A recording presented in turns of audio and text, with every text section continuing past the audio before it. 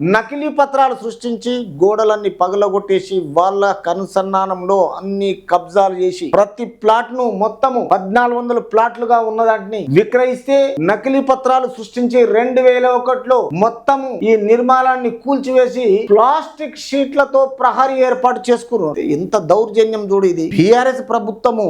ఎందుకంటే వాళ్ళ అనుచరులే ఉంటారు, కార్యకర్తలు వాళ్ళే, ఎమ్మెల్యేలు వాళ్ళే, మినిస్టర్లు వాళ్ళే, ప్రభుత్వం వాళ్ళదే. ఎవరిని పట్టించుకోవాలి, ఎవరిని అడగాలి? ఎమ్మెల్యేలు ఉన్నారు కాబట్టి పోలీసులు చర్యలు తీసుకోరు. ఎందుకంటే అక్కడ నియోజకవర్గం నుంచి ఫోన్లు పోతాయి. పట్టించుకోకుండా ఆ 1400 ప్లాట్లను కబ్జా చేశాము, ప్లాస్టిక్ షెడ్లను వేసాము. ఇది ప్రజలకు వీళ్ళ అనుసంధానంలో వాళ్ళని అందరు నిలగొట్టాలి. ఎవరైతే గట్టిగా మాట్లాడితే వాళ్ళని కొట్టాలి, తిట్టాలి. ఎప్పుడు చూడు కబ్జాలే. బీఆర్ఎస్ పనే అంతా మొత్తం ఎన్నో చేసింది. అవి ఈ రోజు బయట పడుతున్నాయి కదా అని ఒక్కొక్కటి కొంచెం ఎంపీ పార్లమెంట్ ఎలక్షన్స్ అయిపోయిన తర్వాత వాళ్ళు చేసిన కార్యక్రమాలు ఏంది, ధరణి ఏంటిది, వాళ్ళు ఎంత అరాచకాలకు ఎగబడ్డారు.